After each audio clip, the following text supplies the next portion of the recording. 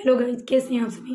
I hope आप सभी अच्छे होंगे, अपने काम में व्यस्त होंगे, मस्त होंगे और अपने अपने जीवन में आगे बढ़ रहे होंगे और रोज़मर्रा के जीवन में कार्य करते हुए सुखद जी रहे होंगे। स्वागत करती हूँ मैं आपका मेरे एक न्यू व्लॉग में। आज का व्लॉग थोड़ा लंबा जाने वाला है, तो प्लीज़ इस चीज़ को इग्नोर करें। प्लीज़ मेरे व्लॉग को पूरा देखें, बहुत अच्छा है, बहुत अच्छे टिप्स एंड ट्रिक्स बताऊँगी, बहुत अच्छी बातें हैं आज के पूरे व्लॉग में। जो ज्ञान की बात आप ज्ञान समझ के इसको छोड़ के मत जाइएगा, प्लीज़ पूरा देखिएगा। आपको कुछ सीखने को मिलेगा, आपके जीवन में नए चेंजेस लाने के लिए बहुत कुछ मिलेगा आपको। और ज़िंदगी क्या कर ले लेखा जोखा, इसी टॉपिक पर आज की जो मेरी ये व्लॉग, आज का जो ये व्लॉग है उसी पर है। खुद का ऑडिट करिए, ज़रा ठहरिए, ज़रा रुकिए, ज़रा सोचिए, इसी पे डिपेंड करता है।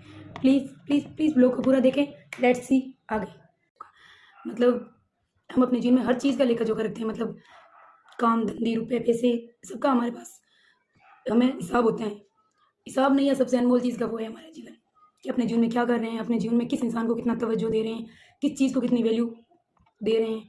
इस चीज़ का हमें कोई लेना देना मतलब लेखा जोखा नहीं है। बस उठे, जागे, दौड़े, धूप में छाँव में जो भी था किया, वापस खाया पिया और सो गए। बस ये ज़िंदगी बना रखी है। अगर ये नहीं बना रखी है तो फिर भी हमने मतलब हमारे आस-पास या हम या हमारे घर में बहुत ऐसा कुछ है कि हमें कोई पता ही नहीं कि हम क्या कर रहे हैं। हम एक ऐसी गाड़ी में सवार हैं जिस गाड़ी को मतलब कोई पसंद नहीं करता। जैसे कि जिस गाड़ी में हम बैठना नहीं चाहेंगे, वो गाड़ी है कि जिसका ना हमें ब्रेक का पता है, ना एक्सीलेटर का पता है, ना हमें ये पता है कि ये गाड़ी कहाँ जाएगी, कहाँ रुकेगी, इसकी क्या मंजिल है, क्या ठहराव है, कुछ भी नहीं पता है। फिर तो हम उस गाड़ी में बैठना पसंद नहीं करेंगे, लेकिन अपना जीवन ऐसा भी जी रहे हैं हम। ना ही हम ऐसा कोई बिज़नेस करना चाहेंगे जिसकी कमाई का आय व्यय का हमें पता ही ना हो।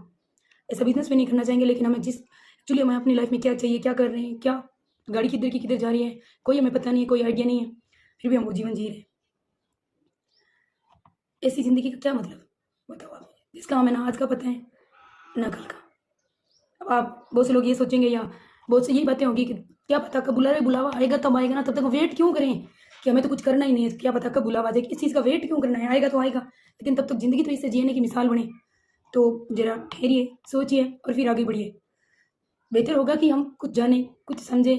इस बेताज़ा ज़िंदगी में दौड़े जा रहे हैं, इसके बजाय कि ज़रा ठहरें, ज़रा रुकें और थोड़ा सोचें, थोड़ा हिसाब किताब बनाएँ कि हमने अब तक जीवन में क्या पाया है, एक्चुअली हमें क्या पाना था, क्या खोया है, और हमारा जो लाइफ का है वो एक अहम टारगेट क्या है, उस चीज़ के बारे में सोचना और उसे कैसे हमें अचीव करना है, कैसे हमें वो मिल जाए, इस बात पर थोड़ा गौर करें। और ऐसा करके हम अपनी ज़िंदगी का मज़ा, जीवन जीने का जो मज़ा है वो दोगुना कर सकते हैं। इस जो बिना ब्रेक वाली गाड़ी में सवार होने से अच्छा है कि थोड़ा रुक जाएँ, थोड़ा ठहरें, थोड़ा सोचें, तो हम अगर जीवन बेहतर जी सकते हैं तो हमारा उसमें जाए क्या।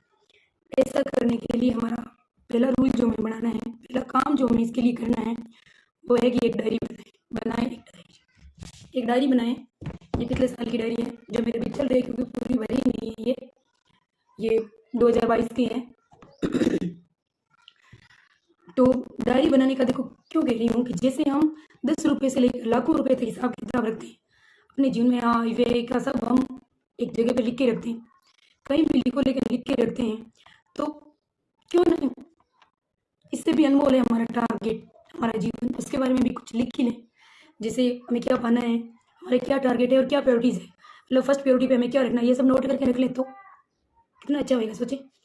और साथ ही हम ये रख लें कि अब तक हमने क्या खोया है, क्या पाया है, और अपने जीवन में हमने जो क्या खोया है उससे क्या सीखा है, क्या हमने सबक लिया है। आज तक हम जो कर रहे थे उस चीज़ से हमने जो क्या खोया है, खोने के बाद भी क्या हम उसी ट्रैक पर हैं कि जिसे जो खोया है, चलो खोया उस रास्ते पर हमने कुछ खोया है, फिर भी अभी है तो हम उसी रास्ते पे, या उस रास्ते को छोड़ के कुछ अलग ट्रैक में जा रहे हैं, ये भी लिख लें।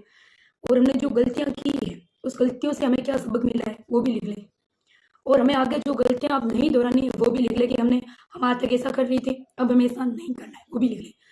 ये हिसाब किताब हमको सिर्फ हमारे जो सेल्फ मूल्यांकन है वो नहीं करेगा, साथ ही हमें हमारे जीवन में जो बेवजह की उलझने हैं, हमारा जो जीवन में जो बाहर ऐसा शोर है ना, उससे भी बाहर निकालेगा। इससे हमारा जीवन है ना काफ़ी बेहतर हो जाए, क्योंकि हम जो गलतियाँ कर रहे थे वो हम कर नहीं रहे हैं। हमने उनसे क्या सबक लिखा है उसको हमने रिमाइंड किया है कि भाई इस गलती से हमें ये मिला है तो हमें अब ये नहीं करनी है, तो बेहतर तो होगा ही ना। अब चलेंगे नेक्स्ट टिप्स की ओर, जो कि है समझे अपनी प्रायोरिटीज़ को। आपकी फर्स्ट प्रायोरिटी क्या है लाइफ में आपकी फर्स्ट प्रायोरिटी क्या है, आज तक आपने क्या किया क्या नहीं किया, दैट्स नॉट मैटर। अब आपको क्या करना है, आपका एक्चुअली आपका क्या टारगेट था वो। आप हर वक्त अस्त व्यस्त रहते हैं, आप मैं कोई भी, मतलब सब यही चल रहा है, अस्त व्यस्त ही रहते हैं, लगातार काम के बोझ में दबे रहते हैं। पढ़ाई का बर्डन मान लो, जॉब का बर्डन मान लो, रिलेशन को लेकर बर्डन मान लो, पारिवारिक समस्याएं, जिम्मेवारियां उसे ठीक पूरा नहीं कर पा रहे हैं, उनका बर्डन मान लो। अपने जो आसपास के लोग हैं, नज़दीकी जो अपने लोग हैं, उनके साथ अपनी ढंग से बन नहीं पा रहे, उसका बर्डन ले लो। भाई क्या यही हमारी प्रायोरिटीज़ है कि हम आसपास के लोगों को खुश नहीं रख पा रहे हैं? तो देखें, अगर एक्चुअल में हमारा यही टारगेट है कि हमारे आसपास के लोग जो हैं वो हमसे खुश रहें, तो फिर वो खुश क्यों नहीं है, उस चीज़ के बारे में सोचें। या फिर हमारी ये प्रायोरिटी नहीं है कि हमारे आसपास के लोग खुश, किसी की भी अपने जीवन में ये प्रायोरिटी नहीं हो सकती कि बस सिर्फ मेरे आसपास के लोग खुश रहो, ना मैं खुश रहूँ, ना मेरा खुद का ना पर्सनल कोई पहचान हो, ना मेरा पर्सनल कोई काम हो। ऐसा तो मुझे नहीं लगता कि कोई इंसान ऐसा होगा, और अगर है तो फिर भाई वो तो अजूबा ही है, उसका तो कहना ही क्या है। नहीं, हमारे जीवन का ये में तो ये किसी भी टारगेट होना ही नहीं चाहिए कि हमारे आसपास के लोग हमसे खुश रहें। भाई लोग भगवान से खुश नहीं है यहाँ, तो हमसे तो क्या ही रहेंगे। तो छोड़ो इन चीज़ों को, अपने जीवन की इस चीज़ को हटाओ और एक्चुअली आपका जो टारगेट है ना वहाँ फोकस करो। आपका जो जीवन में जो लक्ष्य है, जो आपको प्राप्त करना है, जो आपको पाना है, उस चीज़ को नोट करें, उस चीज़ को लिखें। लोगों की उम्मीदों पर खरा उतरना छोड़ दे भाई, ऐसा कभी होगा नहीं। और ना लोग कभी खुश होंगे, ना लोग खुश नहीं होंगे, तो इतना भाग दौड़ करके भी उनको खुश करने के लिए तरकीब में लगा रहे हैं, फिर भी वो खुश नहीं होंगे, तो दुखी तो वैसे ही होना है। ऐसे ही दुखी वैसे ही दुखी, तो भाई दुखी रहना है तो छोड़ ना इस चीज़ को, क्यों इतना करना। अपनी लाइफ की प्रायोरिटीज हमें समझनी है तो उसको समझो। इसलिए मैं कह रही हूँ कि आपके लिए जो बेहद बेहद बेहद इंपॉर्टेंट है उस पर कंसंट्रेट करें, उसी के बारे में सोचें, उसकी एक लिस्ट बनाएं कि मुझे ये करना है, मुझे ये चाहिए, और इस सब की सूची बना कर रखें। इससे क्या होगा कि आपको अपनी जो जो सेल्फ समीक्षा बन जाएगी आपकी। और देखो इसमें सबसे बड़ी बात ये रहेगी, आपको खुद के लिए ईमानदार रहना होगा, आपको अपनी खुद की ईमानदारी पर टिके रहना है और खुद के लिए ईमानदार होगा। फर्स्ट प्रायोरिटी आपको खुद को बनाना है, तभी आपके जीवन में कुछ अच्छा होगा। अगर आपकी फर्स्ट प्रायोरिटी जीवन में कुछ और ही चीज़ें हैं तो देन तो देखो ये मेरा जो वीडियो आप यही बंद कर दें, आपके काम का ही नहीं है। क्या मतलब है लेके जो बनाने का, क्या मतलब है ऑडिट करने का, क्या मतलब है कुछ भी लिखने का, जो आपकी फर्स्ट प्रायोरिटी आप खुद है ही नहीं, खुद के लिए खुद की कोई ईमानदारी नहीं है, तो आप अभी इसको क्विट करके जा सकते हैं, वरना इसमें आगे बने रहें। एक राइटर है the smart career women survival guide की, जो कहती है कि कुछ साल पहले एक बार मैं अपने जीवन में पूरी तरह से परेशान हो गई थी, पूरी तरह से डिससेटिस्फाई हो गई थी, असंतुष्ट हो गई थी। और फिर मैंने क्या किया, खुद का ही ऑडिट किया, पूरी तरह से अपने जीवन को ऑडिट किया, और मुझे पता चला कि उनकी ज़िंदगी में सबसे बड़ा जो बोझ था, एक तो था वो उनके काम का, दूसरा था उनके पति के साथ जो बातचीत होती थी उससे। वो अपने पति से बिल्कुल मतलब हो गई थी कि ये तो कुछ इंसान ही नहीं है, ये तो कुछ समझते ही नहीं है, इन्हें कोई समझ ही नहीं है। एक मतलब उनकी उदासीन नहीं हो गया, तो इन्हें तो मुझसे लेकर या मेरे से तो इनसे कोई लेना देना नहीं है। इस तरह वो उदासीन होकर खुद ही उन्होंने अपनी प्रायोरिटी खुद ही तय कर ली और खुद ही अपने जीवन में दुखी रहने लगी। फिर उन्होंने जब ऑडिट किया तो उन्हें पता चला कि उनके जो हस्बैंड है एक्चुअली उनका नेचर ही ऐसा है, वो उनका स्वभाव ही ऐसा ही है, वो ऐसे ही हैं, वो कम बोलते हैं, कम बात करते हैं, उन्हें चीज़ें जिस तरीके अपने तरीके से करनी ही पसंद है। तो फिर उन्होंने क्या किया अपने जीवन में, जो उनके हस्बैंड के लिए उनका जो रवैया था, उन्होंने क्या किया, इस टॉपिक पर उनसे खुलकर बात की, तो सामने आया कि भाई उनके पति को ऐसे ही रहना पसंद है, वो अपनी जिम्मेवारी निभाएंगे लेकिन उनको उनका नेचर ऐसा ही है। तो उन्होंने क्या किया, फिर वो उन्होंने इस चीज़ की शिकायत छोड़ दी और अपने जीवन में खुश रहने लगी, जिससे चीज़ें जो जैसे हो रही है उन्होंने वैसे होने दी। तो वो कह रही है कि वो कुछ ही समय में मेरी इस ऑडिट के बाद मेरा जीवन एक अलग लेवल से अलग ही लेवल पर पहुंच गया। जो मेरी खुशियाँ थी वो एक अलग से, पहले तो खुशियाँ थी नहीं भाई, मैं अपने जीवन में कुछ थी नहीं, फिर मैंने उनका कहना है कि मैं इससे बहुत ही आगे खुश रहने लगी। तो मैं अपनी ईमानदार रही इस चीज़ को लेकर कि क्या है, मुझे क्या प्रॉब्लम है, मैंने उनसे साहस के साथ मैंने इस डील किया और खुद को भी ये किया कि मुझे भी नहीं करना चाहिए, ईमानदार है कि मैं क्यों थोपूँ इन पर, है ना। मैं और ये दोनों एक दूसरे के अगर इक्वल हैं तो फिर मैं अपनी चीज़ों को इन पे थोपूँ क्यों। उनके जो ये माहौल में रहे हैं, जिससे रहे तो उन्हें ये वैसा कर रहे हैं, मैं अलग कल्चर से हूँ, अलग चीज़ें हूँ, तो मैं अपनी चीज़ें इन पे थोप, ये अपना नहीं थोप रहे तो मैं अपनी क्यों थोपूँ। तो ऐसा करके फिर वो कह रही कि मैंने अपनी चीज़ों को चेंज किया। उस लेखिका का नाम है सुधा मेनन, वो बहुत अच्छी लेखिका है और उन्होंने अपने जीवन में बहुत ऐसे ये एग्जाम्पल दिया है कि लोगों को उनसे सीख लेनी चाहिए अपने जो। और ये देखो सबसे बड़ा साहस है कि अपनी कमजोरी को पहचाना और ईमानदारी के साथ अपनी बात रखना, अपन जो कर रहे हैं ना उसको एक्सेप्ट करना सबसे बड़ी ईमानदारी होती है। लोग कर नहीं पाते, लोगों को एक्चुअली लाइफ में प्रॉब्लम क्या है पता है, वो थोथ की दुनिया में, खोखली दुनिया में उन्हें लग रहा है कि हम जो कर रहे हैं, हमारी जो बातें हैं वो सही है, नहीं है ऐसे। खुद का ऑडिट करना बहुत ज़रूरी है।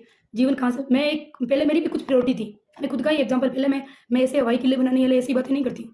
मैंने भी ये था, ऐसा हुआ तो क्यों हुआ, ऐसे बोला तो क्यों बोला, मैं तो भाई सही हूँ नहीं। कोई इंसान 101% सही नहीं होता है, मैं हर इंसान में कमियाँ होती है, मेरे में जो आप सभी सुन रहे हैं वो ऑडियंस, अपने घर में हर इंसान में कमी होती है। आपको क्या करना है कि देखो, ऐसा नहीं कह रही हूँ कि आप बिल्कुल साधु संत बन जाए, कोई नहीं बन सकता। अगर साधु संत बन जाएंगे तो लोग आपको क्या है कुचल के खा जाएंगे। साधु संत भी नहीं बनना है, छोड़ दो चीज़ों को, जो जैसा है उसे उसी अकॉर्डिंग चेंज करने की मत सोचो।